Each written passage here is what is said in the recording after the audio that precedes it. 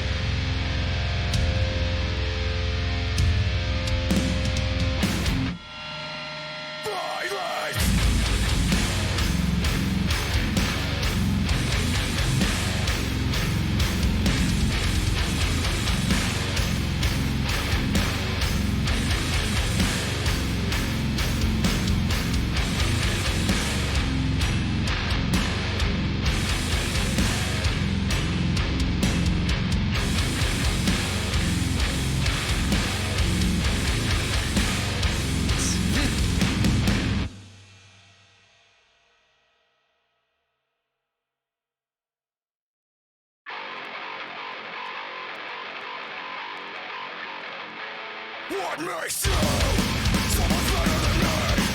Doesn't reach out for what I'm going to be. To find a reason to stand on your own feet. And take yourself to a fucking vaccine. I really can't believe it. No rhyme or reason, no method to fight this. Identity confused. You're a queen, living so lifeless. What the fuck are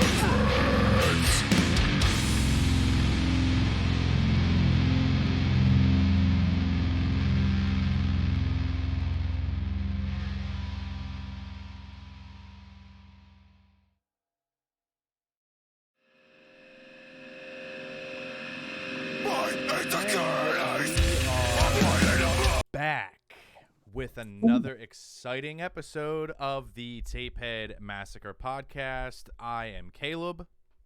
And I am Chris, back again. Yeah, buddy. And today we are talking a plethora of Friday the 13th films, talking about the franchise in general. We're getting hype about our Friday the 13th con coming up on May the 13th and the 14th. We will be there the 14th. However, it's going to be fucking awesome, and tickets are still available. There's a ton of shit that's coming with it, and you'll be able to have meet and greets with a ton of guests. And yeah, we're excited. So here we are doing an episode on the Friday the 13th franchise, which is kind of talking over everything. The original plan was to kind of talk about a specific film, but we kind of pulled an audible beforehand and just decided to go with the franchise in general and kind of just talk it through and have some fun with it. Yeah, man. Yeah, and as you can see, we are missing somebody. We're missing our partner in crime. We are missing Tyler. He is not here with us.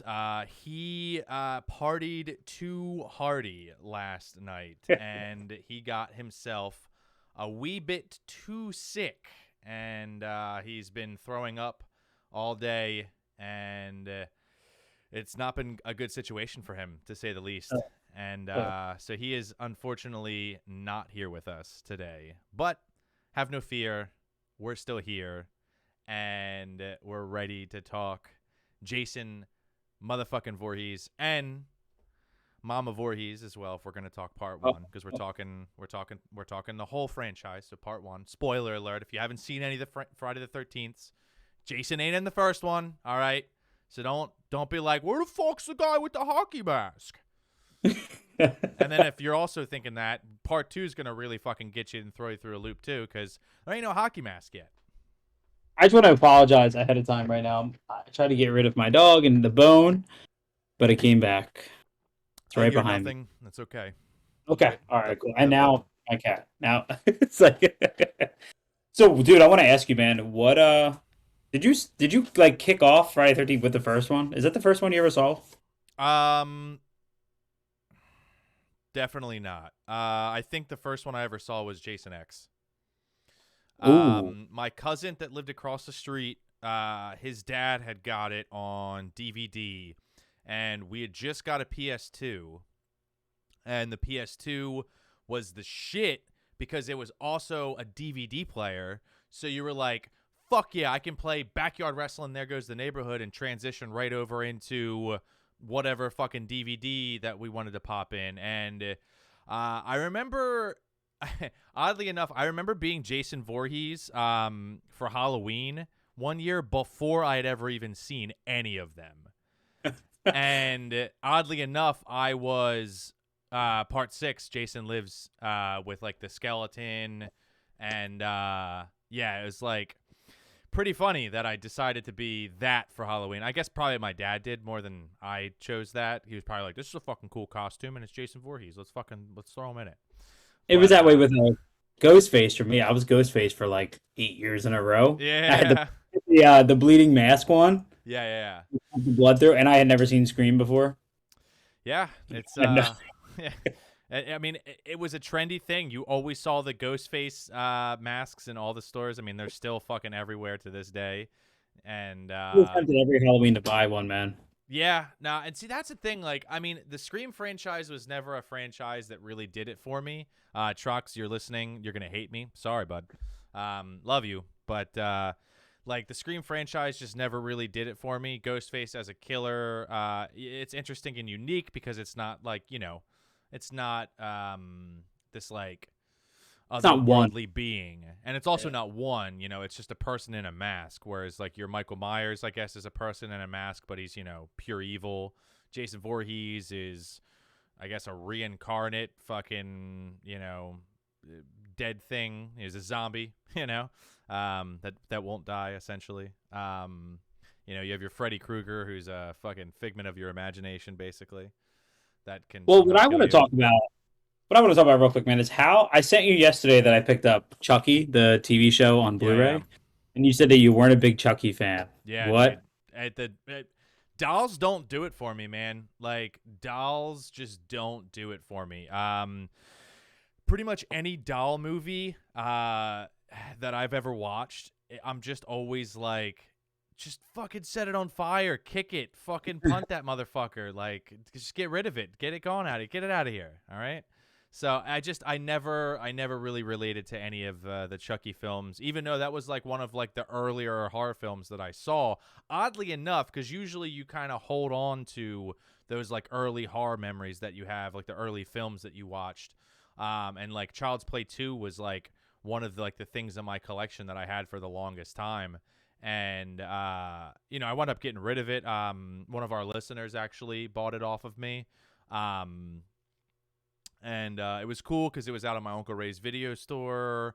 And he was stoked that he got like a little piece of history there. Like it was cool because he like reached out to us and messaged us. He was like, oh, it's really cool that I got to like own a videotape from like your uncle's store, like all that. It was really cool. Like I was like, I hate this film, but it's cool that like you're getting, you know, enjoyment out of it in more than one way. But I remember watching that film and it just like it never did it for me. Like it never scared me and it never like sat like with me. I mean, and you know, as the series went on, the franchise, you know, they got more comedic and like those ones I think I probably enjoyed more, like Seed and Bride, just because of like the comedic element, you know, being added into everything.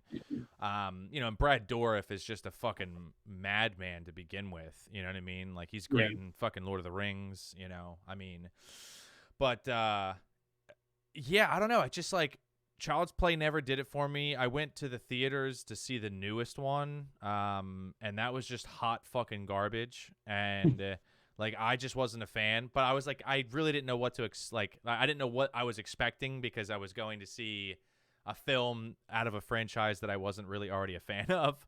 But you know, you went in with a certain bias. yeah, for sure. But Man, dude, Friday 13th, man, it was my mom's best friend. I remember going to her house and she had the DVD and it had that original cover art that just showed kind of like this weird silhouette of the killer with the wood superimposed onto the silhouette. And I remember my mom, that was always the movie that we couldn't watch. My mom was like, oh, Friday 13th, it's got nudity and violence. But meanwhile, I was like 8 years old and I saw The Exorcist. So that was okay, but Friday 13th was not, supposedly. And then saw the first one, didn't really get it, wasn't really into it. I was like, whatever. And then, yeah, when I was older, I got the DVD of Jason X and watched that a million times up until I got the DVD of Freddy vs. Jason. nice. And then it was like, yeah, probably like early 2000s, probably like middle school era that I finally went back and rewatched all the Friday 13th movies and finally got myself acquainted with them. Hell yeah. I mean, that's the way to be, man. Dude, the Freddy versus Jason was so badass. That was another one that I probably saw Freddy versus Jason before I watched the rest of the franchise of the Friday the 13th. Because I remember seeing Jason X, and then very soon after that, I remember seeing Freddy versus Jason. There's like moments from it's like every movie. There's a certain moment that I remember. Like there's a very specific. It's odd. I don't know what it is. Like when I watch each movie, I'm like, for some reason, I remember that when I was younger. Yeah, but I didn't know what it was from, and I don't know where I saw that in. Yeah. No, I feel what you're saying, and it's Wormtongue here. Oddly enough, that's Brad Dourif in Lord of the Rings. Yeah, Lord of the Rings. But Freddy versus Jason, criminally underrated, and I agree. I think that was like peak 2000s horror. Because you had like the party, like, you know, and then, dude, the fucking bed folding scene, the kill that Jason does, like the girl's in the shower and he just folds the guy in the whole bed frame. Dude, that was fucking brutal, all right? That was so sick. And like, it's always funny, like, that, like, Jason's always like stayed around doing stuff in the bed. Like, there's always like a kill that like has to do with like a bed, you know, like. He kills Kevin Bacon, you know, through the fucking throat in part 2, I want to say, right? No, that was the first movie. That was Mrs. Voorhees. Oh. Well, then the associated, you know, franchise at least stays around bed kills. But see, and that kill when I was a kid. There was a TV show. Tyler was talking about a couple episodes back. It was like top 100 kills or something. It was like something having to do with a countdown, and they had that on there. And then when I bought Friday the 13th when I was younger, I remember Uncut. They released a DVD or a Blu-ray, and it was like uncut. And I'm like, man, this is gonna be awesome. And the only thing was like a second added to that kill scene, and it was like an extra spurt.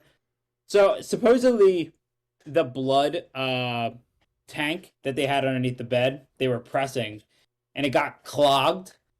And when the clog released, there was like this huge spurt of blood that came up, and that's what they had cut out of the original theatrical. Oh, what the fuck? And they put it back for the uncut. And I remember being like, "Oh, that's it. That's it." Yeah. Okay. Yeah, that's it's one of my favorite kills as well, Fairy. I definitely think that Kevin Bacon kill is definitely goes down as one of like the more of the earlier gnarly kills in mainstream horror. That was a lot, and we're talking. And hold on, let me just triple check here. If I'm not mistaken, this is the work of Savini. Pretty sure he did part 1. First Friday 13th. Yeah, he did part 1. And I think he came back for part 2, if I'm not mistaken. But yeah, I mean that set, like that kill right there, it has Savini all over it just in general, because like the way that he manipulates latex and like especially like throat stuff, like he's always so good at that. You look at Day of the Dead and like even Dawn, like there's always like such like he's just so good at like making it so perfectly real of like ripping the throat. And it's just like it's so gnarly. He's so good, dude. He's one of my favorite special effects artists because he just makes practical kills look amazing. He was the one who perfected. If you watch any slasher movie before then, the throat slice was always very like as the blade went across, it was open. Yeah. In Friday the 13th, he perfected like the opening. Like you saw the slice, and then they would move, and then the wound would open. Well, the Prowler right here, that's like another fucking. That's like another level of like just like the pool scene where like the girl like that's that on the cover there, and then like the fucking dude where he puts the fucking the fucking knife through or the bayonet through his fucking whole head. Dude, it's like it's fucking crazy. My favorite when I think of Savini, I just think of Maniac when he blew his own head off with the shotgun. Oh yeah, dude. Yeah, he jumps up on the hood of the car and just blows his car. Yeah, so I agree with that, Worm Tongue. One of my favorite kills as well that Jason pulls off is the sleeping bag kill in part 5. I think it's in. I'm pretty sure it's in part 5, if I remember correctly. But redoes it in Jason X. He redoes it in Jason X and like the simulation, super fucking cool. Yeah. And then probably I might get shit for this. I'm gonna reveal it live on air here. I might get shit for this. My favorite Jason kill is Jason X, and okay, I just said it. Okay, it was my first Jason Friday the 13th. Okay, but my favorite kill is the ice head. Dude. Fucking freezes the head, pulls it out, fucking smashes it on the fucking table. And like that right there is what started my love for Kane Hodder as Jason. Dude, that kill's ridiculous. Yeah, it's fucking insane, dude. That movie is low-key hilarious. Oh, because I never got when he throws the girl off of the edge and she lands on that giant. They just have like random screws. Yeah, and I'm like, why is this a thing? And she spins down it because she gets stuck on the grooves of it. It just slowly spins down this nail. Yeah. And also, David Cronenberg's in the beginning. Wait, really?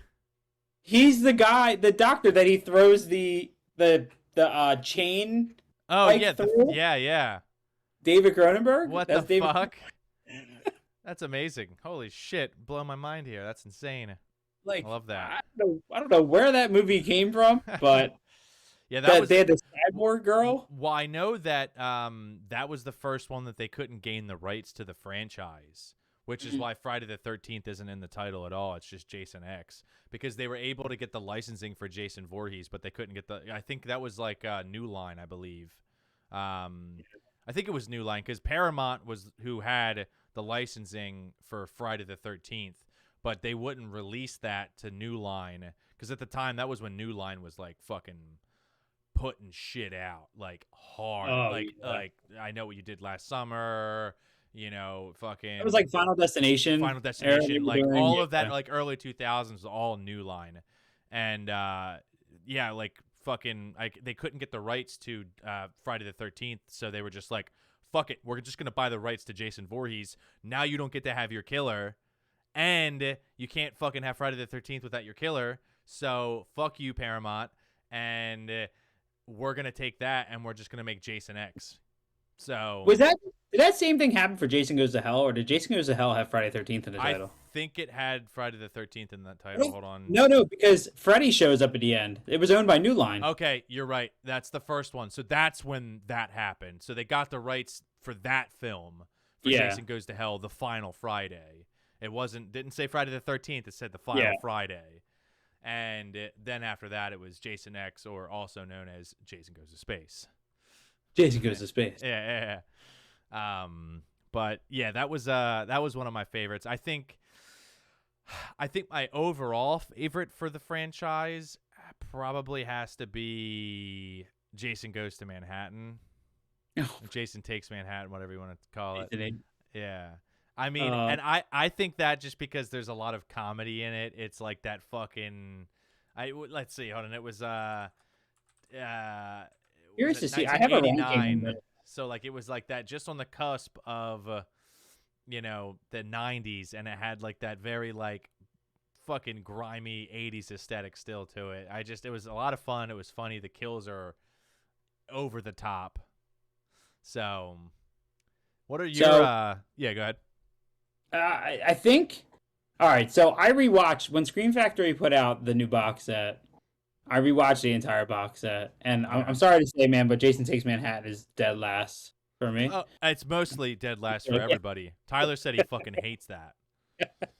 So, for me, actually, Jason Lives, just because it's the comeback of Jason, not only the comeback of true Jason, but it's also just a rock and roll body count movie. That's all it is from beginning to end. Oh yeah. It's purely just a movie put together to kill people off. Yeah. And then I go with like the final chapter. Oh, final chapter's good. Final chapter had all those great. You have in final chapter. Oh my God, what's his name from Willard? And he was the bad guy in Charlie's Angels. Oh, real weird dude. Fuck. Yeah, he was the dude in Willard, and then he's like, yeah, he's the thin man in Charlie's Angels, and he like sniffs the hair, and his name is Crispin Glover. Crispin Glover, that's it. Yeah, I knew it was a really weird name. Yeah, Crispin. Oh, Glover. Crispin Glover. Crispin Glover. Yeah. So I would go with those. I mean, I like Friday 13th is obviously great. Friday 13th Part 2, I'm a huge fan of. Part 2 is great. Sackhead's amazing. That's such a cool get up for, a killer. It's just having the sack on the head, the overalls. It's just really brutal. He's I forget who played Jason in that one. And to be honest, I'm really only familiar with like CJ Graham from Jason Lives, and I think he did a couple other ones. And then Ari Lehman, or Lehman, however you want to say it. And then Kane Hodder, of course. And then I always forget the dude that was like in the he was number one. No, that was number one. Oh, Ari was at number one. Yeah. No, that was the number one yawn. That was the first number yawn. One. Yeah, first yawn. What's it called? I forget who. There's a dude from the NFL that was in Freddy versus Jason. That was I forget his name. Oh my God, I met him at a con. Big as fuck, dude. It's very few times that I feel small, and it was he was he also made in Sons of me. Anarchy. Yeah. Oh, Ken Kersinger. There you go. Yeah. Yeah, Ken Kersinger. So here, cheers. Can I get a whoop whoop? By the way, for the listeners out there that aren't watching on Twitch, I have a 2-liter of cotton candy Faygo. So, just to kind of fill everyone in who didn't hear maybe last episode, the con is super cool because it's actually going to be at the diner that they filmed. I think it was only in the first and second movie, First right? and second is when you see the Blairstown Diner. Yeah, the first was when what's his name leaves. He goes to the diner, and then in the second movie, I don't know. I think the second movie they went somewhere else. I think it was only in the first movie. I feel like The second movie they went to a bar. yeah, Blairstown So it was only in Diner. I think it was only in the first one. You might be right. When my man wearing the all yellow. Yeah, because that's when Kevin Bacon had the Jeep, and Yeah, so that reiterates the whole part one. yeah, the POV of him like, what are you doing out here? Yeah, and then you're all doomed. Oh my god, yeah. Well, Friday 13th Part 4, he gets killed off. That crazy man. Yeah. I forget what they call him, but yeah, like Charlie or something. I feel like. But Friday 13th movies, man, they're funny because I remember Erica, her brothers, or doesn't know Erica, my beautiful and lovely girlfriend. Her brothers and I always talk about how if you had to kill off one major franchise, right? They pretty much always elect Friday 13th. Between Nightmare on Elm Street, Halloween, amongst all the big franchises, because they're so loosely connected between all the movies. Like, it is kind of like when you watch them all, it's just like, okay, here's another one with Jason. I mean, okay, if we're talking technicality based on storyline, Yeah. Nightmare is good. It's got a good storyline. It's got a good premise. It gets silly over time. Mhm. Halloween does about, oh my god, number 2. Halloween starts adding in interesting elements. It's that the they most were trying to consistent. test. What's that? It's the most consistent from movie to movie. I mean, you're right. It's also the most consistent, and then they also really tried to test the waters with different elements. So, like adding in Jamie and adding in the Thorn Colt, and and then basically saying, "Fuck, this sucks. Let's scrap this timeline and create a new one." And then they're like, "Oh fuck, that one sucked worse. Let's scrap that timeline and do this again. Fuck." And then Rob Zombie just walks in and he's like, hold up. Let me fuck all this shit up real quick. Let me get this shit all discombobulated. But I mean, on the contrary, I'll fucking say to this day right now, I know I'll get shit for it. I liked the first Rob Zombie Halloween. The second one got a little clunky. It was a little bit more on like an acid trip. But the first one was definitely watchable for sure. I mean, I fuck with Grizz from Bad Taste. Loves Rob Zombie films, and I really like a lot of his films. I mean, Lords of Salem is such a fucking just gem. I love Lords. It's so good. House of a Thousand Corpses is another really good one of his. Devil's Rejects was good. I feel like that was when like Rob Zombie was just like, I got fucking money, and like just kind of like exploited that element of being able to like hire these like famed actors and like get like a leading cast, and then like it was good. The direction was good. There shouldn't have been a 3 from Hell because I mean there was just here's the thing, they got shot the fuck up at the end of Devil's Rejects, and I'm just like, you don't live from that. Like you're fucking dead. There's no fucking way. And then you have 3 from Hell that it was just like, oh, they're fine, completely mobile, walking around, like completely fine. So They I remember I bought 3 from Hell and I was so fucking hyped on it. It's like, man, it's gonna be awesome. I don't know how they live, but I don't care at this point. I'm in for it. And then you have Sid Haig in the beginning, who unfortunately that's all he filmed before he was too sick. Yeah. But at the end of that movie, there's little people, and they're in Mexico, and there's a weird shootout, and it just gets weird. That movie. But yeah, Rob Zombie's Halloween, especially the director's cut, I love. Yeah. It was good. We have so you're Stranger Things fan, right? Yeah. Today is David Harbour's birthday. We're filming this on the 10th of April. It's also my dad's birthday. Happy birthday, Dad. Oh, happy birthday, kid. Yeah. But yeah, it's also David Harbour's birthday today. It is also Windows 11's birthday. I'm just kidding. Yo, it's Steven Seagal's birthday. Yo, about to go watch Hard to Die real quick or whatever the fuck. Oh my god, Hard to Die. It's Hard to Die. The one where is that the one where he goes through like or hard to kill. Hard to kill. Hard to kill. When it's hard to kill. Yeah, that's where he like rehabilitate himself. Yeah, back. yeah. Like, oh, I remember that. Okay, all right. Hard Andy to kill. Moore's Man, birthday. Okay, that was it. But David Harbour. David Harbour. So unfortunately, not a great Hellboy. I didn't even watch it. I had no interest because what's my man's name? Original Hellboy, also in Ron Perlman. Thank you, Ron Perlman. Yeah, you can't top that. Like, ain't happening. But Neil Marshall directed The Descent, directed Dog Soldiers, directed a ton of stuff. Was directing it. Apparently, he got fucked in the production process. For and the David Harbour one, you're saying? Yeah, but David Harbour was jacked. So yeah, he was fucking big, bro. He was yoked. My man was gaining. Dude, I do that all the time. I find it so funny. I'll watch a movie, and I'll be telling my girlfriend, I'm like, yeah, it was a good movie, but so-and-so was jacked. Yeah. He's like, why are you... Same with heights. For some reason, man, I got a thing with people's heights. I'm always like, man, can you believe this guy's 6'3"? And she's like, yeah. I'm like, oh, okay, well, for some reason, I'm shocked that this man is 6'3", or Tom Cruise is like 5'7". Right. But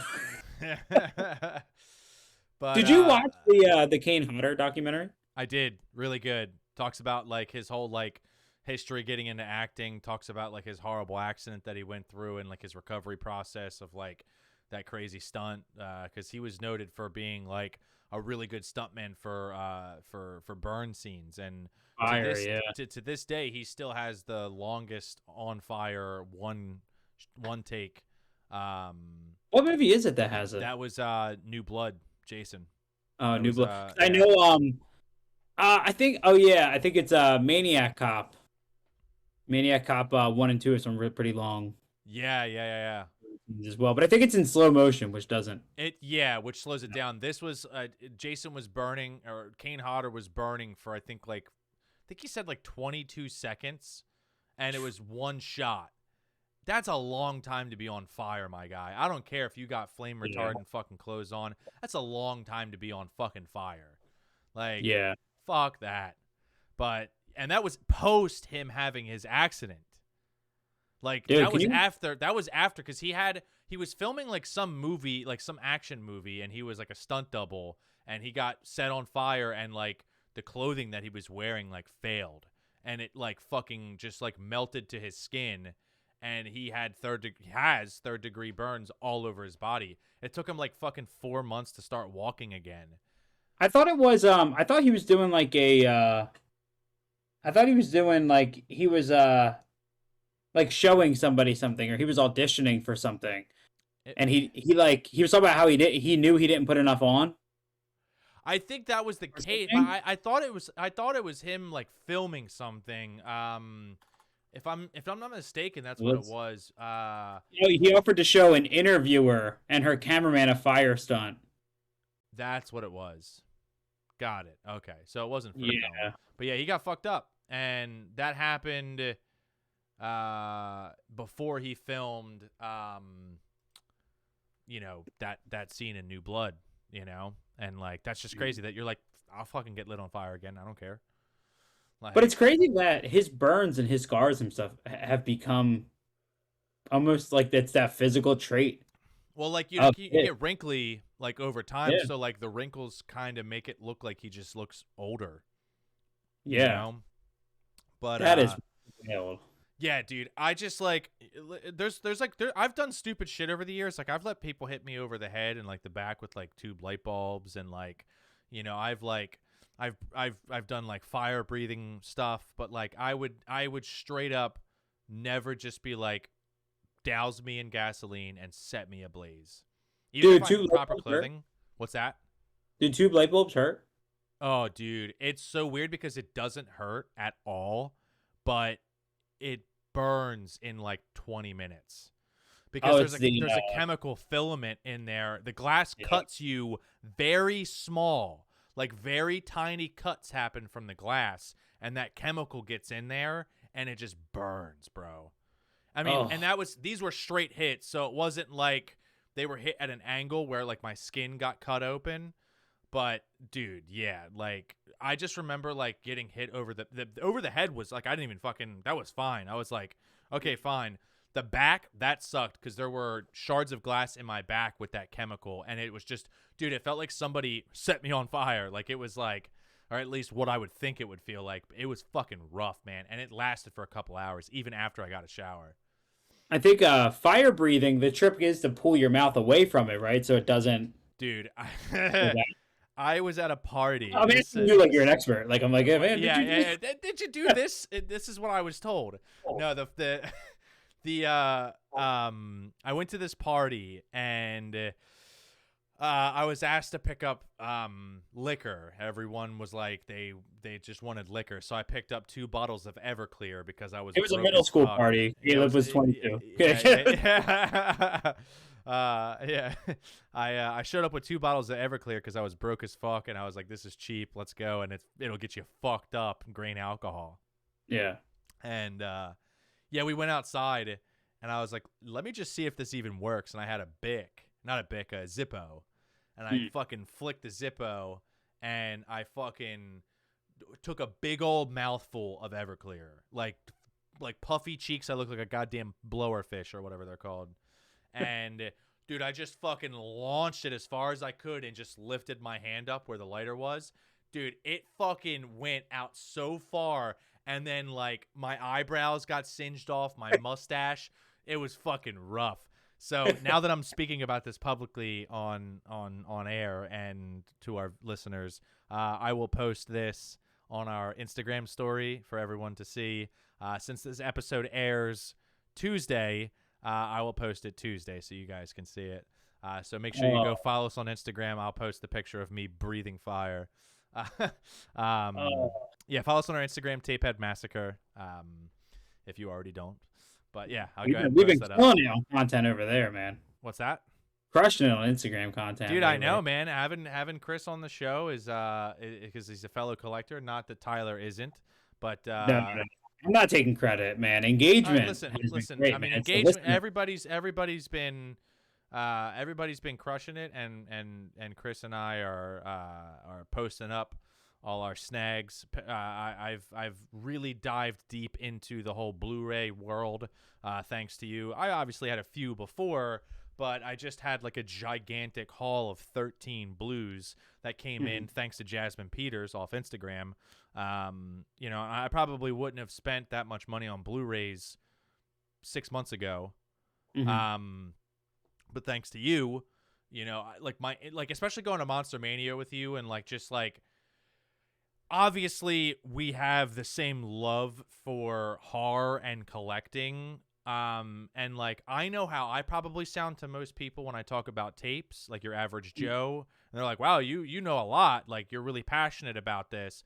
Hearing you talk about blues and like all of like the labels and like all of like, you know, just like, oh, this company's doing this company's doing this is like so enticing because, you know, especially once you get into like the more like boutique labels like we've talked about before, you know, that are putting out films that, you know, like we said on last episode, that didn't get a proper, you know, theatrical release and a VHS release, you know, and you know, they were on, you know, 35s and, you know, just sitting around, you know, potentially rotting out, and these labels are saving them, and it's super cool. But that being said, I've been on like a huge, just like scooping stuff up that I need. And yeah, if you want to see the haul that I got, go over and check it on our Instagram.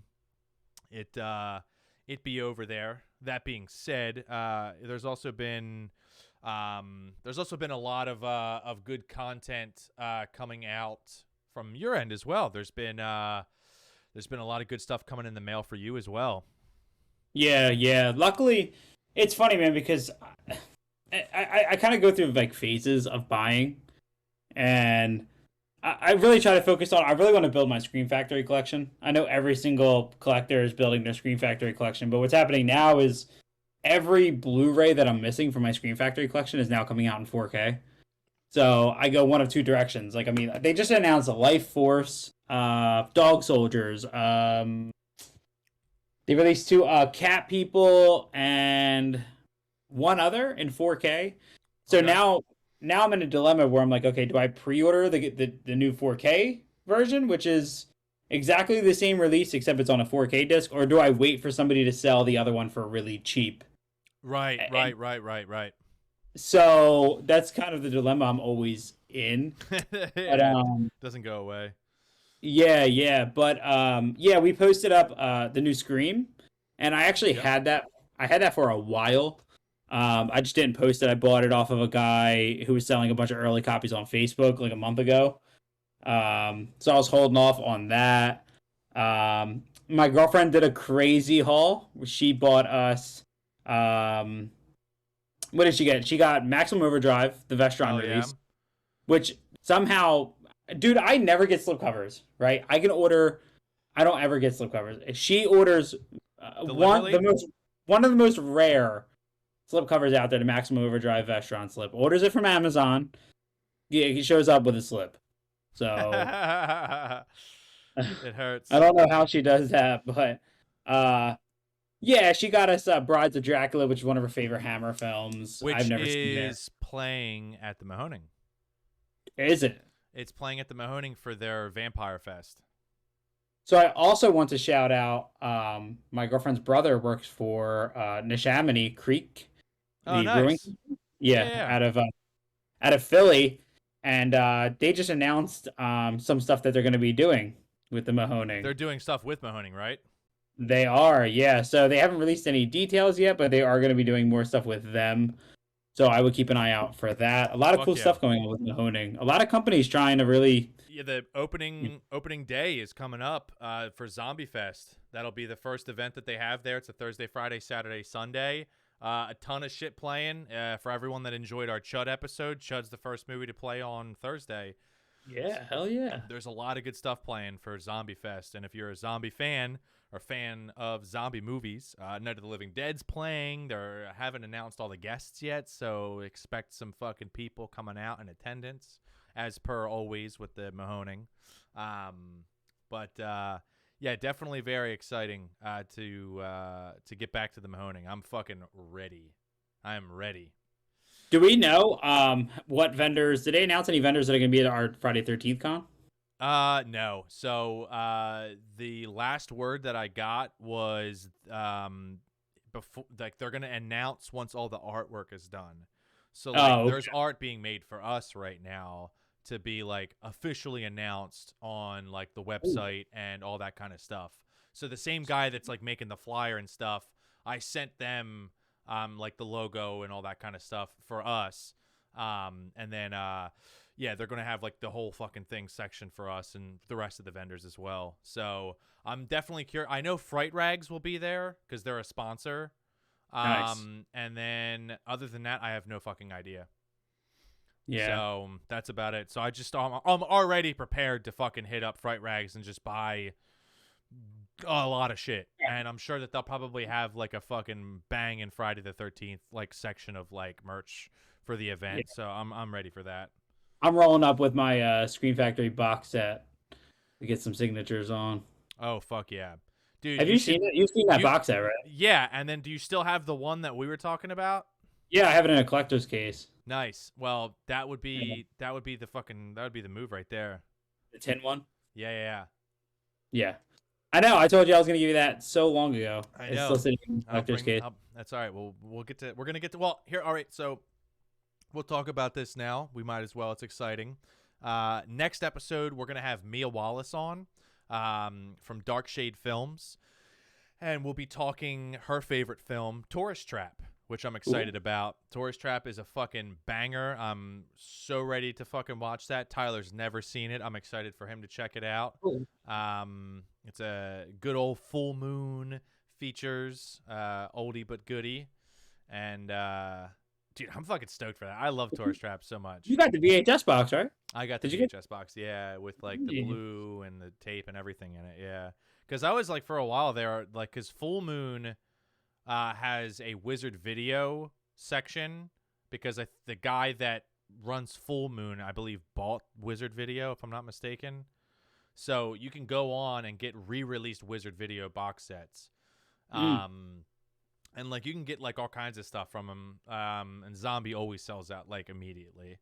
But there's like I Spit on Your Grave and like all kinds of stuff over there, and it's cool because they just like apparently it's the original boxes, because in a short that guy, I forget his name, I feel like his name's Dave. I don't know why, but I feel like his name's Dave.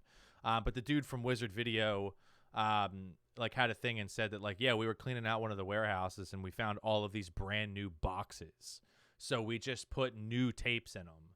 So they're the original, like untouched boxes. They were pre-made big boxes that were in packaged boxes, and they just took them out and packaged them with new tapes, and off they went. So it's an original box. It's just a re-released tape, basically, which is pretty cool. That's really cool. It is, yeah.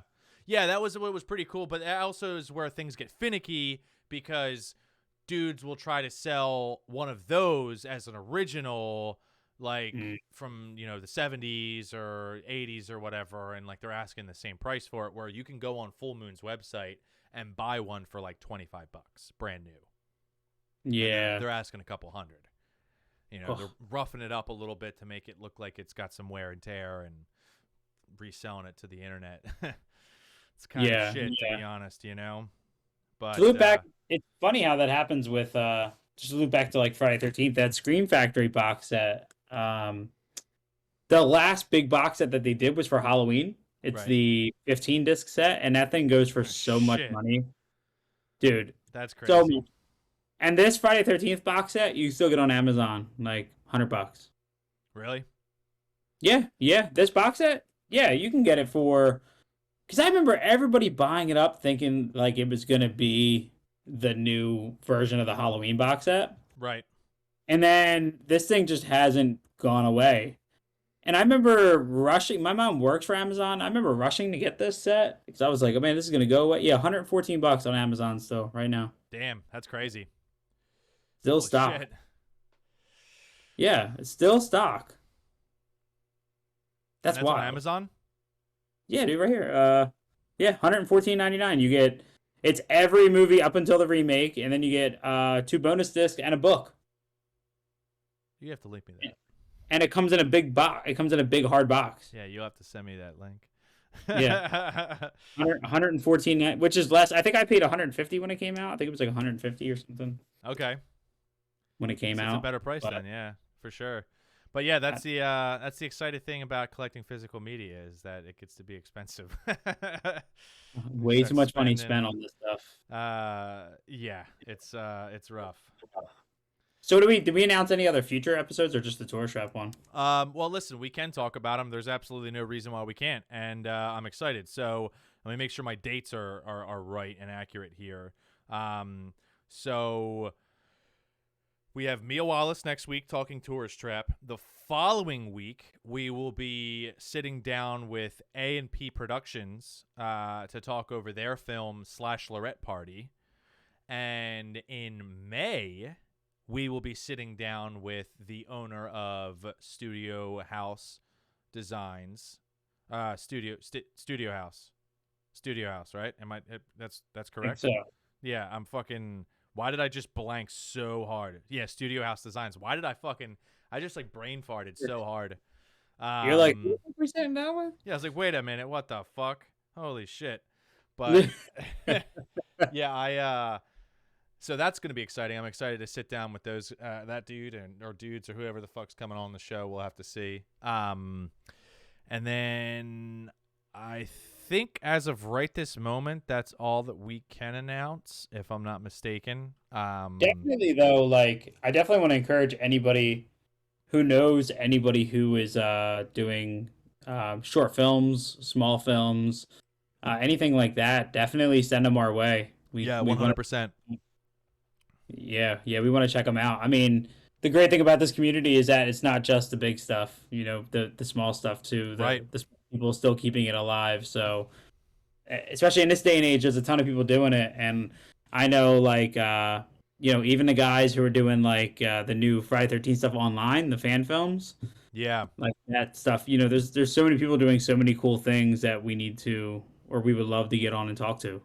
Yeah, no, 100%. I'm right there with you, man. I mean, this is what we are able to do here is really awesome. I love doing this every week. It's something I look forward to. I love the community. I love all you listeners out there. I was just checking our stats like a couple days ago. I don't know if you've like perused our Anchor website, but dude, we have listeners in like South America, and like there was like a 2% of our listenership comes from fucking Africa, which was nutty to think about. There was like we have listeners like all over the place, and it's insane to think about that, like where this just like three friends that love horror and want to talk about it and want to, you know, show other people these films, show each other films. You know, it's like if it wasn't for you, I would have never watched Censor. If it wasn't for, you know, bringing Mia Wallace on, Tyler would never watch Tourist Trap, or maybe he would, but you know, whatever. That all being said, you know, it's very cool and like it's like rewarding almost when like you can show off like a really fucking good film or a really bad film and like show it to somebody and be like, hey, look, this is a lot of fun, check this out. And you know, I've been trying to watch some different things lately that I haven't, you know, checked out before that maybe is on the watch list. I got a new I meant to tell you guys in the chat on the sidebar, it's sitting here next to me, but I finally upgraded and I got a 43-inch 4K ultra high def, Nice. which is a first. I've never had a UHD. I've had 4K before, but the UHD is 100% and it has a 120 hertz refresh rate, so it's very smooth transitional, you know, viewing pleasure. But and what's cool is that the Blu-ray player that I have didn't have a remote, but when it's plugged into a source via HDMI, my universal remote that came with the TV also controls the Blu-ray player. It's fucking amazing. Because I was so pissed because I bought before I had it set up in the living room, and we don't have a universal remote for that TV out there, and I was trying to watch The Thing, and they're like the only buttons that are on there are play and stop, and it wasn't working. Like I was trying to hit play and it wouldn't go past the title menu. Oh, on the menu. Yeah, and I was just like, fuck, I just want to watch this fucking movie. God damn it. And then I spent more money and bought it digitally so I could watch it. I was so pissed. But Man, you don't have like an Xbox One sitting around or a PlayStation 4 or nothing? no. I have a PS4, but I don't have the Pro. I can The watch. PS4 doesn't play Blu-rays? PS4 does play Blu-rays, but the way that I have my rig set up right now, I guess I could watch it like on my rig here in front of me, but the only problem with that becomes I have to sit in this fucking chair. Where now with having the Blu-ray player, and then I'm definitely going to buy a PS5 within the next couple of months as soon as I can find one that isn't an astronomical price. And what were you getting rid of? Or it was Tyler. I know it was Tyler was trying to sell one. You were trying to sell one too, right? No, I think Tyler was selling an Xbox One, which is not the 4K boy. which is the year before. Yeah. It's the Series X is 4K. I have the Series X, which is 4K. Yeah. So that's the thing. Like I have a few like 4K slips and I can't watch them. Yeah. My Blu-ray player won't read them, and I'm not buying a fucking 4K player. That's not happening. I'm gonna kill two birds, one stone. I'm gonna buy a console that plays 4K. Holy fuck, dude, I'm sweating so bad right now. I'm glistening on this fucking camera. Holy fuck, dude. I feel like I'm But on the also, Eric man, Andre like, show. you're gonna end up buying another one because even though I have the Xbox, I still have to buy a region free player because I have a ton of region free titles. I don't know if you've ever seen Laid to Rest. I have Laid to I've Rest seen 1 the and cover. 2. Yeah, so they're both locked region B. Hellraiser Scarlet Box, region locked. My Necromantic set, so the Love and Death Jorg Butterson Yeah. set, which contains Necromantic 1 and 2, region B locked. I have a couple region B locked titles, and I was like, fuck it, I'm just gonna spend like the $115 and buy a region free Blu-ray player just to have. $115? Oh, Yeah, not you 4K. can get Not 4K. Gotcha. not 4K. It's Okay. strictly. I mean, Okay. you can buy like a Sony 4K player that'll be region free, but you're looking at like what you're gonna pay for the PlayStation 5. $400 or $500, or if not more. Because I went on Yeah. Amazon and I looked for like a 4K player, and it was like 500, 600 and up. And I was just like, not doing that. I'm gonna buy a fucking PlayStation 5. We're gonna call it a fucking day. That's gonna be that. Yeah. The issue is I think the standard Blu-ray players, you have to get them that they can change. You know how on a remote they'll have color buttons. It'll be I like have that on mine. green, red. So when you buy a region-free Blu-ray player, that's how you change the region. So you'll boot up the Blu-ray player. You will hold the color coordinated button to the region, and it'll change its region. Most of the players sold in the U.S. are locked from factory to region A, but people can go in and unlock them, or some sell Huh. region locked, and then that's how you switch the region. So if you have a region C, which I don't even know what region C is, but you would do the color coordinated button to it. It's not like you just put in a disc and it automatically detects the region. Interesting. So I've been doing a ton of research on it because I really need to watch the movies that I have that are region locked. Okay. Yeah, I mean that's the thing. That's something I wouldn't. I mean that's like similar to like VHS. What's it? NTSC, which is standard, which is like American, and then the rest of the world runs off of PAL, phase adverse lining, I think it is, or phase averted lining. Okay. Which all PAL tapes were like Asia, England, like those areas over there, and you need a PAL player to play those tapes. So like I have a couple PAL tapes in my collection, but I'm not going to buy a PAL player because there are duplicates. I only bought them because the fucking thing about PAL tapes is that they always had way more attractive cover art than the American releases.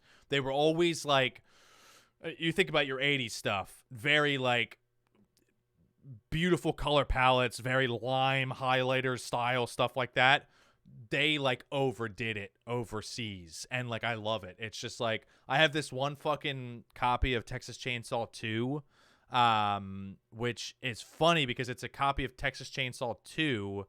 It is the film. It's part 2, but on the cover it has part 3 Leatherface, which is crazy, and the truck from part 3 in the background, and then on the back it's like 3 kills from part 2.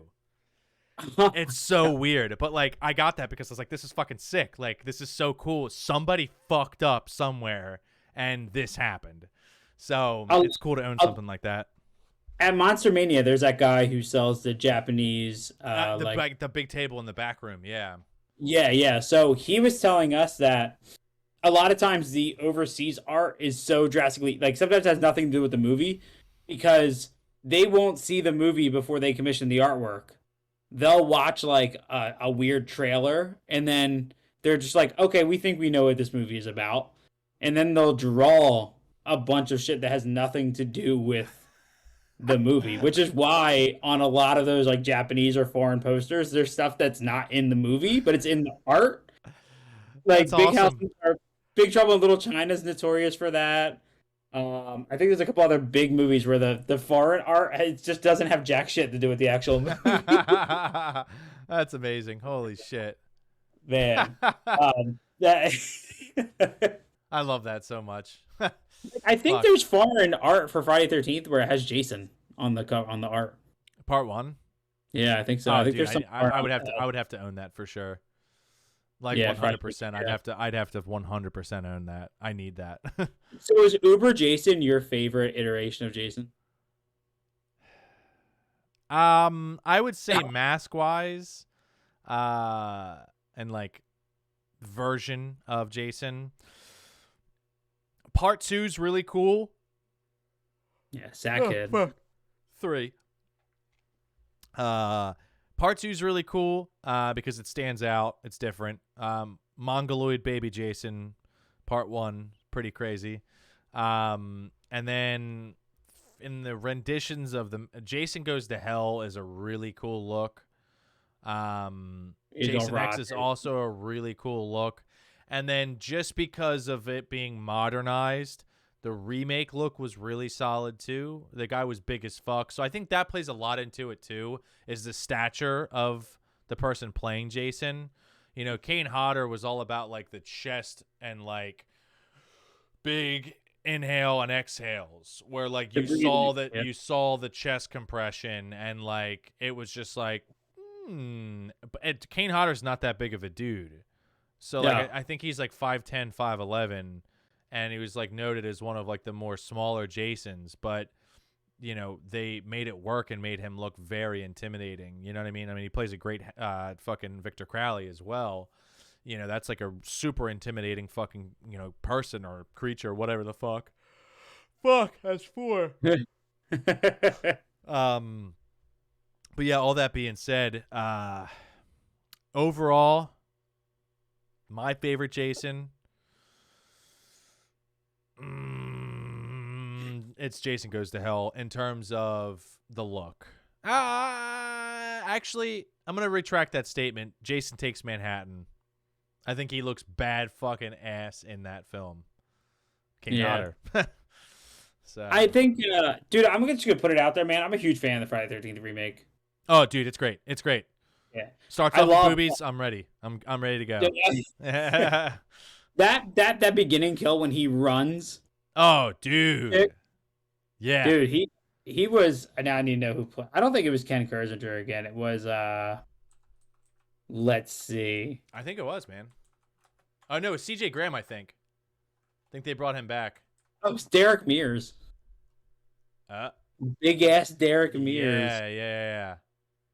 Yeah, I knew it was funny too. We were talking earlier, and I was like, I don't know. When we were talking about what Jasons we know, I was like, I'm pretty sure Derek Mears played Jason Voorhees at some point. Yeah, because he played classic Predator in the Predators film. Yeah. Dude, Derek Mears is in a ton of stuff.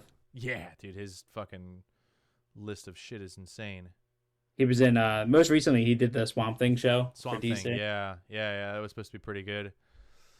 I remember watching him. What fucking Slayaway Camp video game? What is that? I never heard of that. Apparently, that's what he's credited for. He's listed as a voice actor. Slayaway Camp. It's a layaway camp. It's an arcade game, a strategy puzzle game where you control Skullface, a psycho slasher. Oh, it's on the App Store and shit. It's a layaway camp? Slay Away Camp. Yeah, it looks like Minecraft. Oh, dude, this looks sick, man. I'm downloading this right now. It's on Wait a second. It's on the App Store, bro. I'm fucking buying this. Oh, it's a layaway camp. Yeah, dude. It's on Steam too. I'm about to fucking download it on here. Holy shit. It's a puzzle. Oh, it's like a move. Did you ever play the Friday 13th killer puzzle game? I never played the killer puzzle game. I played the NES game. Oh, dude, they're on the App Store. There's Friday 13th killer puzzle. Oh shit, I'll have to get that. That's a cool one too because it has like little kills and stuff like that. Nice. It's funny because I typed in Slayaway Camp. Now there's Slashy Camp. Oh my god. Let's see, Ice Cream. Derek Mears plays Jason. Oh no, he's voice acts somebody in this. Man, there's a Dead by Daylight mobile.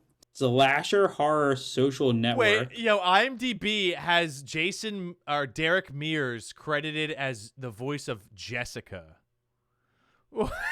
What? Either somebody fucked up or... Oh, he was in True Blood too. I forgot he was in 2 episodes of True Blood. I remember seeing him in that. But I didn't get too far. Oh, dude, it's so good, man. Erica loves it. We got to like season 3. He was in Hatchet 3. That I didn't Oh my know. god, he was in Hatchet though. Yeah, he was one of the soldiers that they brought onto the. I just watched all of those. Oh, Victor okay. Crowley was bad, man. The fourth one was bad. You didn't like Victor Crowley? It was Dude, bad. They were all stuck in a plane the whole entire time. yeah, but fucking Q from Impractical Jokers, dude. Brian Quinn, fucking, The he was chick in that it. was slowly drowning that he Dude, was I supporting. The know whole his time. wife, yeah. And then, dude, Felissa Rose is like the annoying fucking talent agent or whatever, and she gets the fucking self. Dude, when we met her at Mahoning, I brought her my cover or my copy of Sleepaway Camp and my blue slip of Victor Crowley, and she was like, "I've never signed one of these," and I was like, "What?" She's like, "I've never signed a Victor Crowley copy. That's really cool." She's like, "Don't I have the coolest kill in all of horror in this?" And I was like, "Yeah, you get your arm ripped up and shoved up your fucking cooter and out your mouth." I was like, "It's amazing." And she was like, "I know, right?" And I'm like, "That's what I'm fucking saying. It's so sick." Dude, that's awesome. And she was so hyped about that. She was really fucking hype about it. I was like, "Yo, fuck yeah, let's go." I've always wanted to meet her. Oh, dude, she's gonna be at the Mahoning, I'm sure, this year for probably Camp Blood. She was at Camp Blood 2 years ago. Dude, Sleepaway Camp, man, those So good. movies. If anybody out there is selling the ridiculously priced Sleepaway Camp 2 or 3, let me know at Bearded Film Guy because on the blues. dude, the Scream Factory releases of Sleepaway Camp 2 and 3 you're paying like $100 each. Sleepaway Camp 2. Meanwhile, I bought the first Sleepaway Camp for like $9.99 at Walmart. First one part. Bro, eBay right now, $27. Nah, which one? Part 2. It's in Spanish. Yeah, It's I'm so gonna watch that. Man. Campamento Sangriento 2. Yeah, here we go. Vete So solo. $72, $56 for the third, $103 for the second one. Yeah, Amazon has this for $159. So you can get Sleepaway Camp 1, 2, and 3, Screen Factory with slip, all three for $399.99. Oh my god. Wait, hold on. Wait. There's a region B for $19 on Amazon. Yeah, there's a couple region, but Multi-format is going to be $95. yeah. If anybody out there has 2 copies they would like to sell for not that price, hit us up at Tapehead Massacre on Instagram, at Bearded Film Guy on Instagram. I would give somebody $100 for the set for 2 and 3. It doesn't need slips. There you go. I would give somebody $100. There you go. $50 a piece. It's out in the universe. Go do it. Go buy it. Go sell Yeah, it. Sleepaway Camp 2 and 3, absolutely ridiculous. I was so happy my girlfriend finally watched the first one, and she's like, "The movie was brutal as hell." I'm like, "Yeah, I know, it's great." But Wait, which one? Both. She watched the first one. Oh, the first one. So good. So fucking good. Yeah, she watched the first one with that crazy ass ending. Yeah. One of the rare slashers, one of the rare camp slashers where they kind of flipped the coin on the guys being the assholes. Yeah. All the chicks, it was all the girls. Yeah. So let's do the notorious comparison. So, what's better, Friday the 13th or The Burning? Burning. Burning, 100%. Okay. Burning. Okay, let's do Friday the 13th or Sleepaway Camp. Oh, God. And we're talking part 1. All right. What am I going to throw on over the other? I will watch Sleepaway Camp over Friday the 13th. 100%. I'm going to be straight the fuck up. I'll probably watch any other camp slasher over part 1. I'll watch Friday the 13th part 2 over the first one. 100%. 100%. Let's see. Trying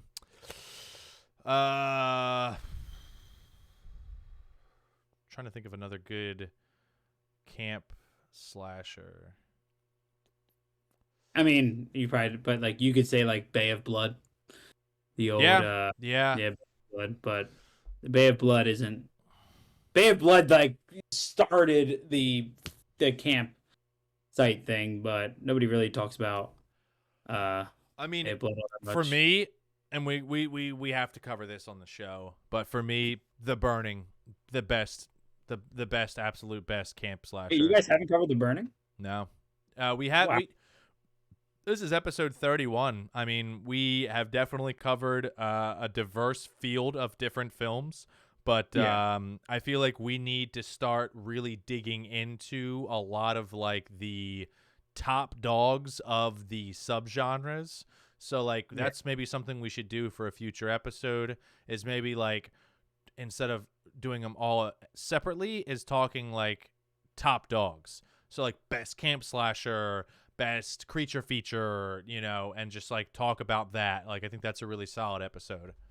Yeah, dude, The Burning is. I always thought The Burning was a better. Fucking Jason Alexander, man. Fucking kills it in that good old George Costanza. Oh man, yeah, The So Burning good. is crazy. I showed my girlfriend hasn't watched the whole thing yet, but I showed her the raft scene, the Oh my Notorious. god. That's some of the That's Tom best shit. Savini. Yeah, that's easily some of the best shit that's in cinema, dude. Like When he cuts his fingers cut off and he just slink. looks up and And then here we go. Ready? You know why it's that good? Tom Tom fucking Savini. Savini. That's why. Tom Savini. So for anyone that's listening at home, if you like a visual element of the show, make sure you follow us on Twitch at the Tapehead Massacre. We also have a YouTube channel. Just look up Tapehead Massacre. So if you can't tune in live, you can go back and watch the episode on YouTube. We're really staying on top of content lately. That's definitely been a huge priority. And the three of us are the best rendition of the show to date. And this is what it's going to be. It'll be the three amigos. And we keep each other motivated, and it works, and we can keep rolling. We keep up the pace, and I'm really excited to continue doing this the rest of the year and fucking next year and 10 years from now. It's gonna be fucking cool, man. I'm really looking forward to the future episodes and talking over with some guests. I'm really excited for our upcoming guests. We have some really fucking cool ones that like I said, AP Films, Mia Wallace next week, Studio House Designs. We're trying to get Paul, the owner of Paul Bearer Press, on the show. I think we can announce this. We don't have a date specifically locked in, but it will be happening in May. But we are getting TikTok celebrity, old time Hawkeye on the show. He is notably known for his "Well, hello, buddy." He lives in the Upper Peninsula of Michigan, and he loves hockey, and he loves horror movies. So, and he lives in a cabin in the fucking woods in the middle of nowhere. So, he lives a beautiful life off the grid, except he has like 7 million fucking TikTok followers, and that's his bread and butter, is making TikToks. But yeah, old time Hawkeye. Will be on the show in May, so that'll be exciting. I'm definitely looking forward to having him on. That'll be a lot of fun to talk to him. And dude, it's super crazy that we're gonna have our own table at a yeah, con. That's no, wild. I'm very excited. So like for real though, like any listeners that are local to the area, make sure that you get your tickets for the Friday the 13th convention. May 13th and 14th. We'll be in attendance on the 14th.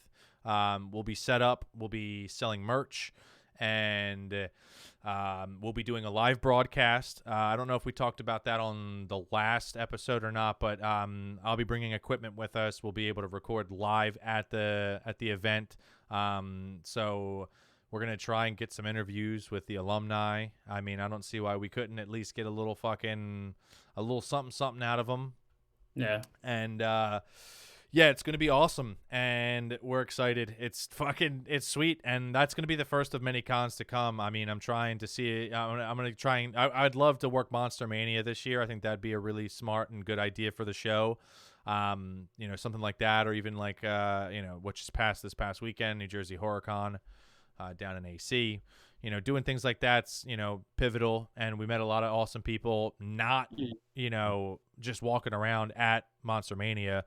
Having a table, we'd be able to meet more of you and be able to, get the word out of all the exciting movies that we're watching, and hopefully helping you explore your interests in the horror community, because I know that there's a fair weather horror fan or a fair weather horror fan that just like skims the top layer, and there's absolutely nothing wrong with that. Absolutely nothing wrong with that. We love you in the same. However, you don't know about these ones that are drifting under the water down here, and we're trying to help you put that into your lap. And one segment that we'll be having on the show, I discussed it with him today. We've had Trox on the show before, and as we know, Trox leaves very funny reviews on Letterboxd. Some of the funniest reviews. Why do I not follow him? Why do I not follow you got to follow him on Letterboxd because he leaves. I'm not entirely sure. We follow him on Letterboxd, but I forget what. I'll have to send it to you after stream.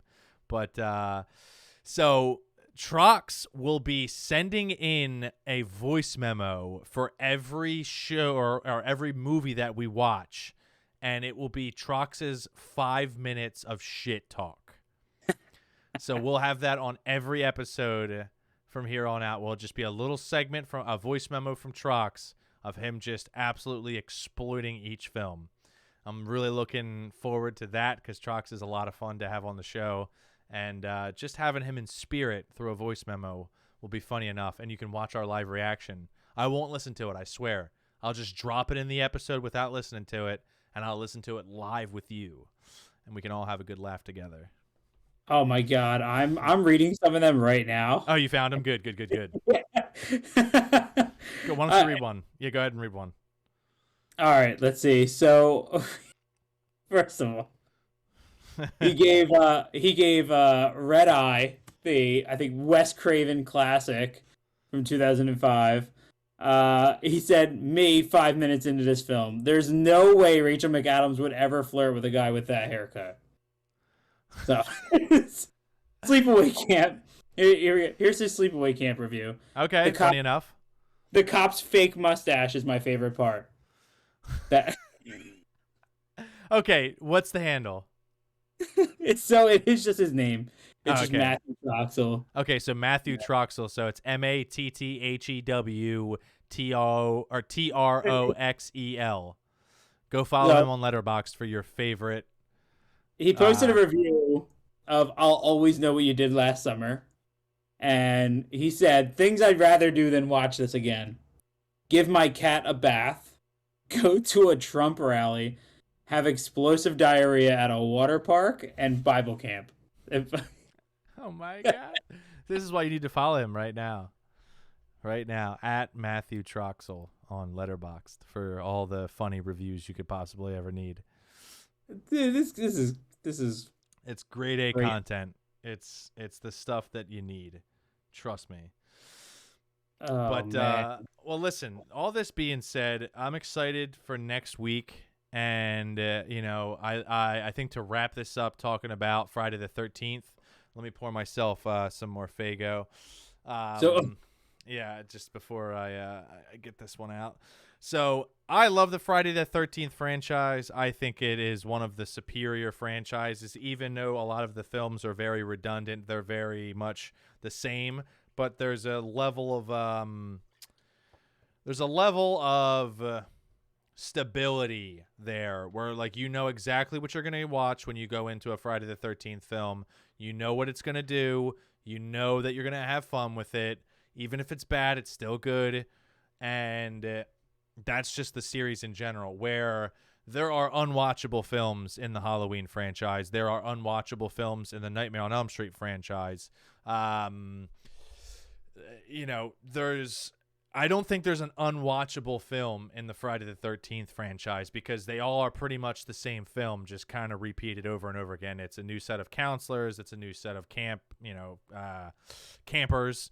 And it's a new reincarnated Jason every single time. So, the kills are always going to be super brutal. You know what's going to happen. You know he's going to come back. You know he's not going to die at the end. And that's just what's going to happen. all that being said, I want to do I'll do something fun here on the show, live for Twitch, but also for our listeners at home. What I will do right now is, let's see. This is going to be something for the OG listeners that have listened to us for a while, that's kept up with the show. I will be giving away an original Paramount release of Friday the 13th Part 1 on VHS. Ooh.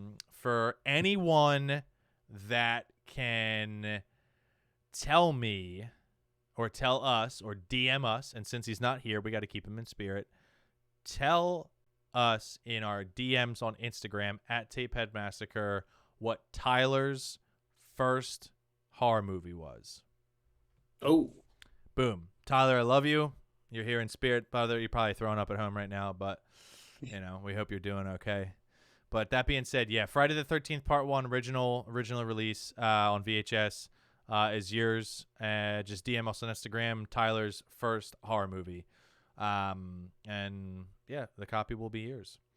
And that being said, my friend, let's real quick before we hop off, just so that we can get a little juice here and at the end. What's some cool stuff you've been watching lately?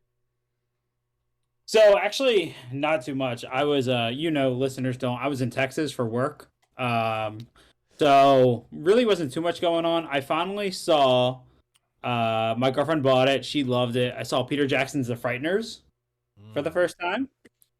And absolutely love that. Yeah, it's a very different feel from his other films. Yeah, it's not Bad Taste. It's not fucking Dead Alive. You know, well, it's Peter Jackson. You have that, or you have like King Kong and Lord of the Rings. Sure. And then in the middle is Frighteners. Yeah. So that was a lot of fun. I'm trying to think of what else we watched. I know on the plane, I watched an awesome documentary about stunt women. Cool. Which was great. And then finally got caught up with 007. Are you watching this one? Yeah, No Time to Nice. Die. Yeah. Which was absolutely fantastic. Other than that, I have a stack of movies I'm going to be catching up on, including Slasherette Party. Cool. Which is my next watch. I'm excited for that. And thank you to that team for giving that a sign for me. Yeah. I appreciate you guys. I believe it is Paul and Angie, who are AMP Films that directed Slasherette Party. Thank you guys for sending that over. And so for me, Driller Killer, I watched for the first time. It's not on any streaming platforms. It's not on Shudder or anything. So the only way that I was able to watch it was through Blue. So I picked up the Arrow video release in that lot that I bought and watched it. Loved it. So fucking fun. What else did I watch? I started rewatching The X-Files. So I've never finished it from start to finish.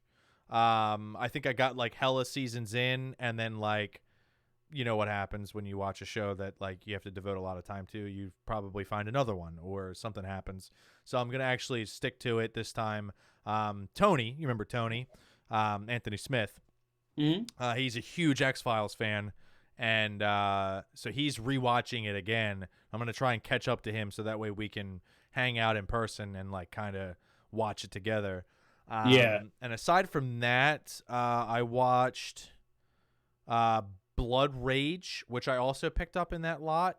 Nice Thanksgiving horror movie. Yeah, it was really fucking good, dude. It was really fucking good. I really liked the concept. It was a lot of fun, and I thought that was really fucking good. I'm trying to think what else. I think that might be it. Truth be told. Other than that, you got your fucking arm blasted. Man, I keep looking at that, just thinking about the pain. Okay, yeah. So I got my forearm completely blacked out, and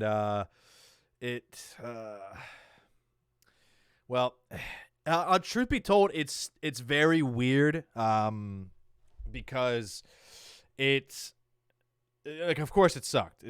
Getting tattooed is not fun. I don't care what anybody says. It sucks. It doesn't feel good. There's no therapeutic fucking thing to it. You want to get stabbed and be in a therapeutic fucking thing? Go get acupuncture. Don't get fucking subdermal fucking needles injected into your fucking body on a hyper fucking. So you know what I mean? Like, it fucking sucks. So getting it all fucking blacked out like I did, it's literally the entire fucking like arm from elbow to the wrist is all an open wound right now. So it's super stiff and super swollen. So I'm trying to get through that work this week. Hopefully it isn't going to be too horrible. But it'll be all right. I'll be good. I've been wanting this done since last year, and I just wasn't able to get in. I had a really embarrassing piece on my forearm that I just needed to get gone, and I love blackout work, and here we are. So yeah, as someone who gets tattooed, that looks like it would be hell to heal. I'm really excited for it to peel. It's gonna be awesome. Oh man, you're gonna be leaving remnants everywhere. Dude, it's gonna be so gross, dude. When you woke up this morning, what do your sheets look like? Nothing, bro. And you know what's so weird? I feel like I'm dripping blood right now, but I'm dry. I'm super dry. It's so weird. It feels so wet and moist right now, but it's literally fucking dry. It's just so like. It's hard to tell, but it's like super fucking swollen, like. But yeah, it's gnarly, but yeah. Anyway, let's wrap this bad boy up. Anybody that's listening on your preferred podcast platform, make sure you, if it allows, subscribe and leave a review. Reviews help a ton, and the reason they help a ton, and everyone that has a podcast always asks you to leave a review. Reviews help because they gain an audience. The more reviews that a podcast has, the more it will show up on someone's feed.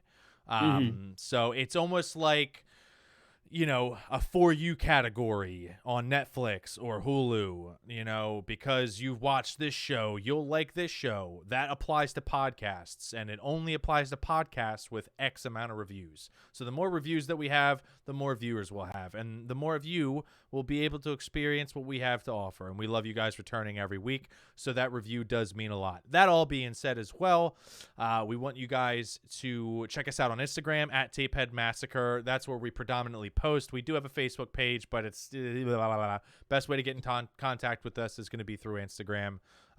If you don't have social media, you could fucking email us, I guess, if you really want to get in contact with us at tapeheadmassacre@gmail. There you go. You could put where to contact on missing person signs across your city. We'll find them. Yeah, like a missing dog, but it'll just be like, have you seen this podcast? Yeah. So, and then, like I said, we're on Twitch. That handle is at the Tapehead Massacre. You can watch us live stream every time we record, which there isn't really any science to which day that could be, so there's not a set schedule on when we record. But if you do follow us on there, you will get notified when we go live, so it'll be like a nice little surprise for you.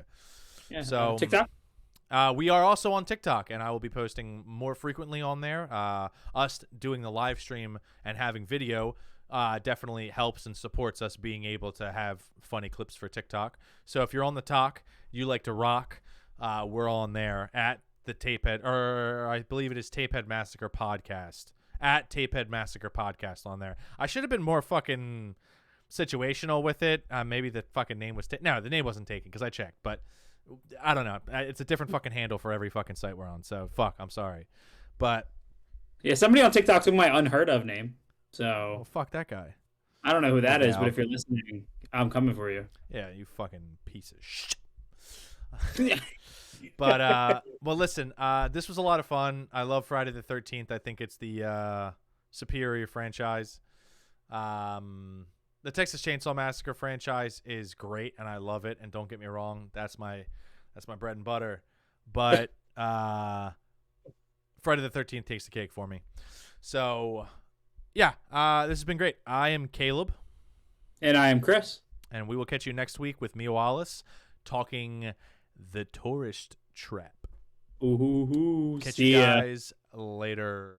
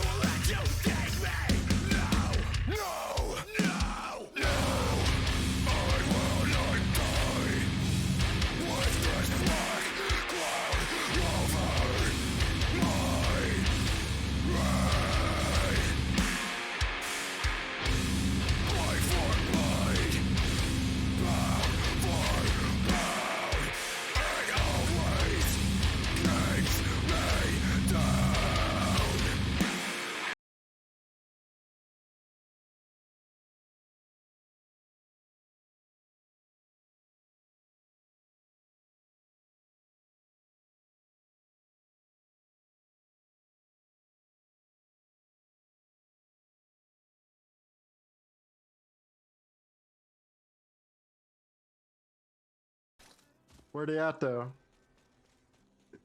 Sniper ammo here. I don't know. All right. I'm pretty good on ammo now. It's fun, man. I just need to shoot someone. You got work early tomorrow? Thank you.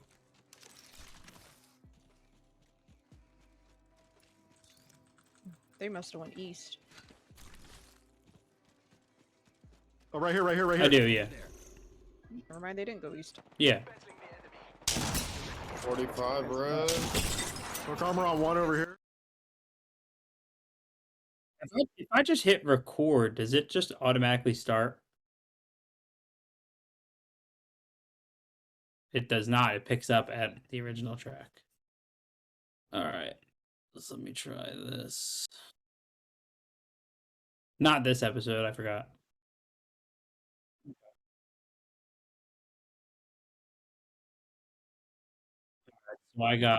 So I'm recording a new track now.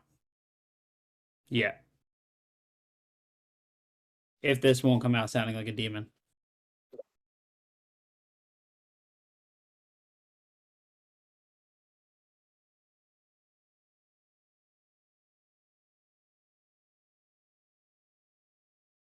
Okay.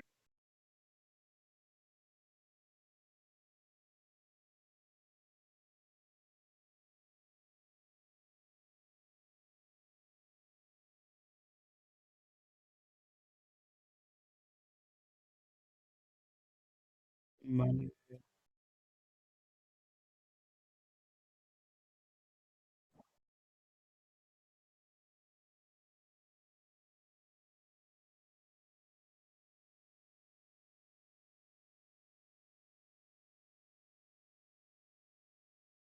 Okay.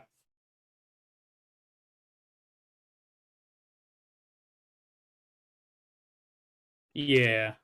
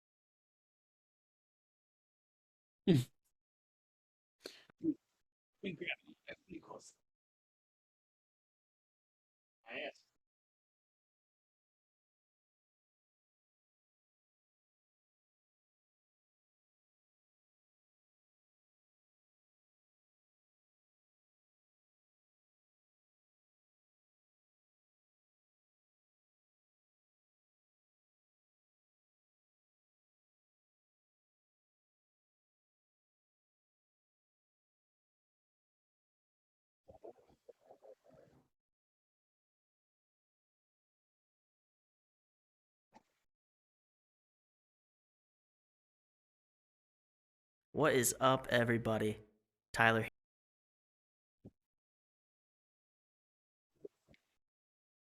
Oh, and yeah.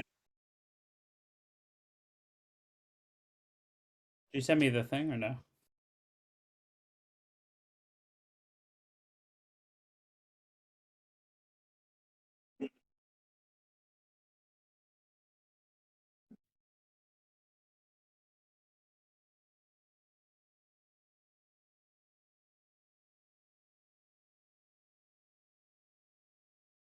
Oh, all right. Let me find a way to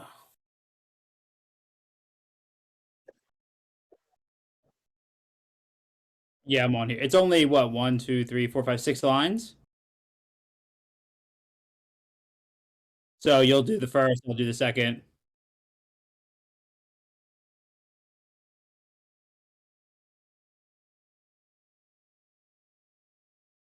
Yeah, yeah. 2/3.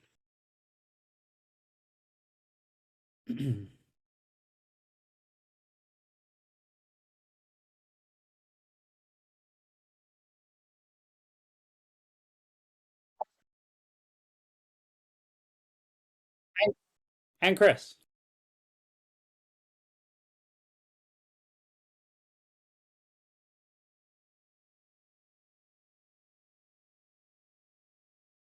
Anchor has tools that allow you to record and edit your podcast right from your phone or computer.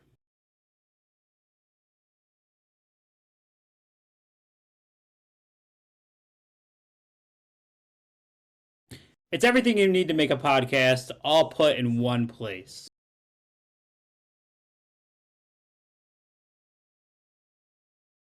Yeah, so make sure you go ahead and download the Anchor app today or go to anchor.fm to get started.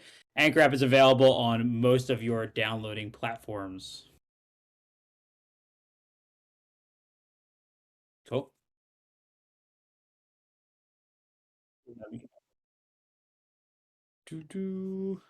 Stop. File. Export. MP3.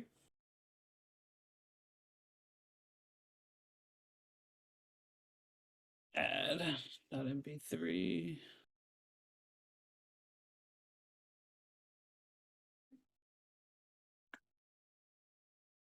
Mail. Mail time. Oh. I always get messages from Credit Karma, and they're like, check it on your credit. And I'm like, I feel like they're telling me my shit sucks.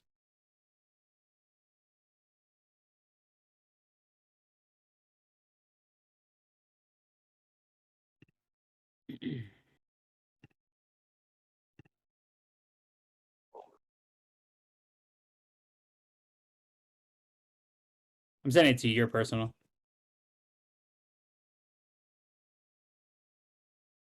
All right, I sent it.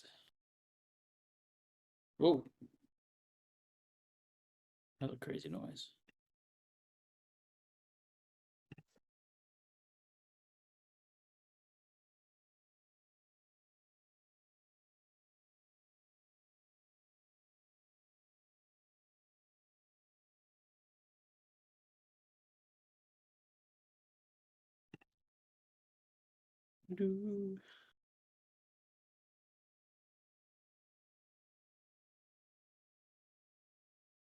What happened? Oh, okay. Let me go grab him.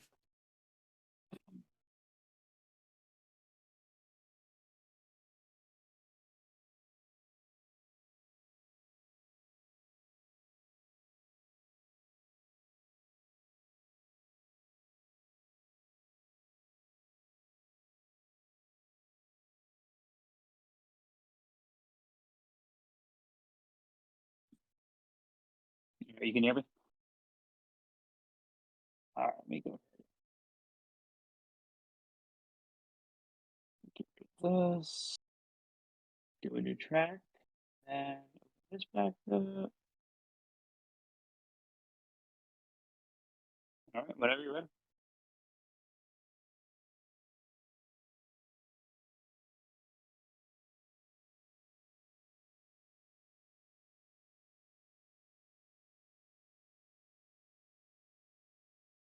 Yeah, I can hear.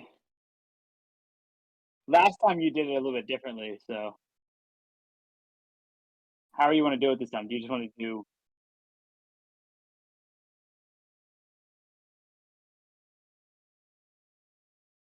Yeah, just do the one, and then I'll just pick up the every other line. Just say Caleb and Chris.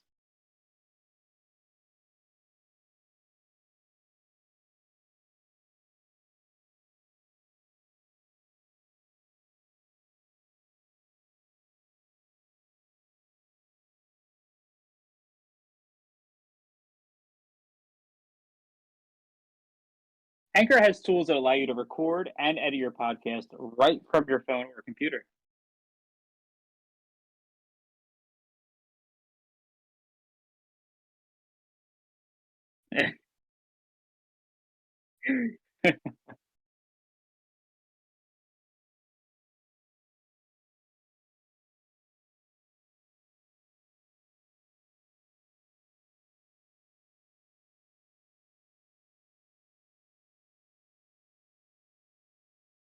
Anchor has tools that allow you to record and edit your podcast right from your phone or computer.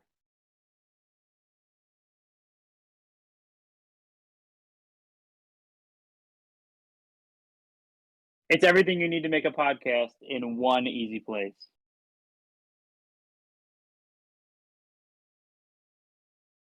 So make sure you go ahead and download the Anchor app or go to anchor.fm today to get started. All right, let me take this.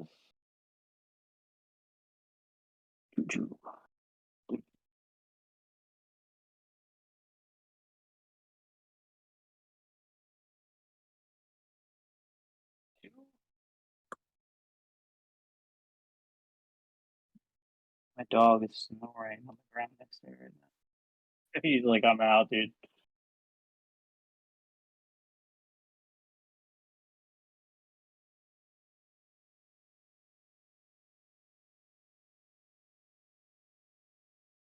All right, should be coming your way.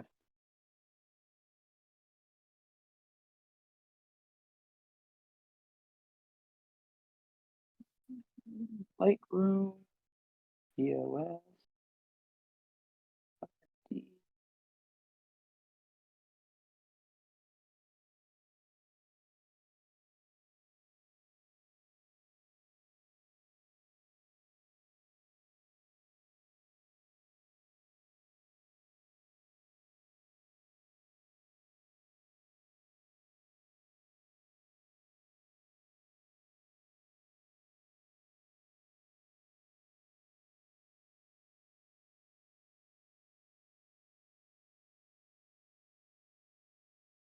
Out on a MacBook, how to.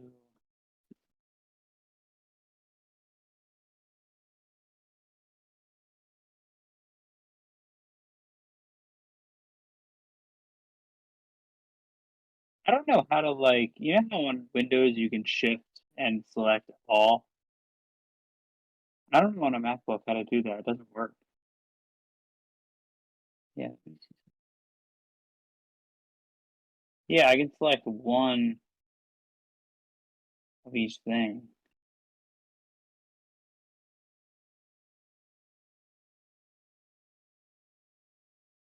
Man, I bought a MacBook, so I was like, these things are fucking awesome now. No way. Oh, well, I just. Okay. All right. So here's.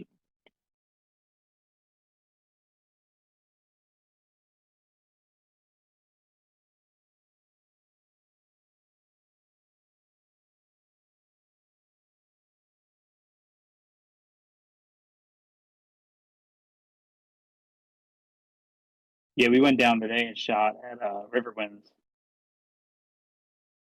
Did some maternity stuff. It was cold as fuck, dude.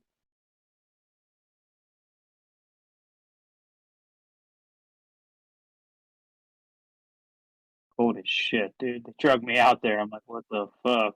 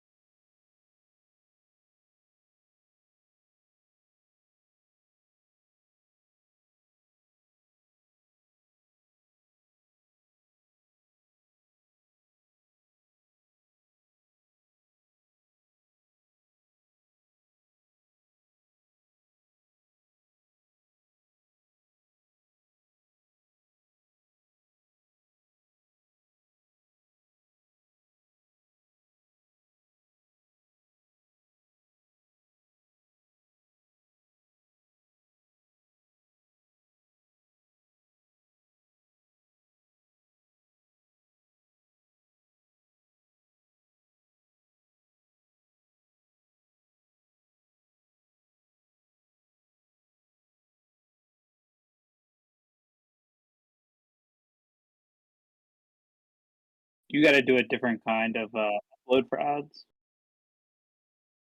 You have to do a different kind of upload for ads.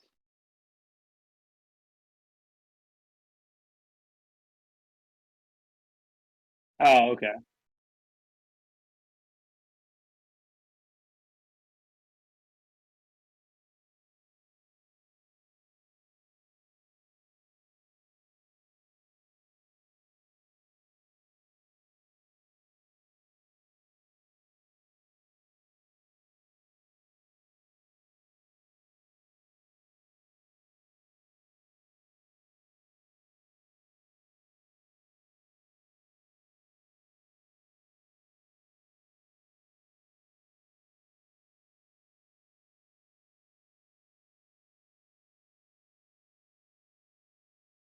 I was gonna say, yeah, right. They probably have to prove it.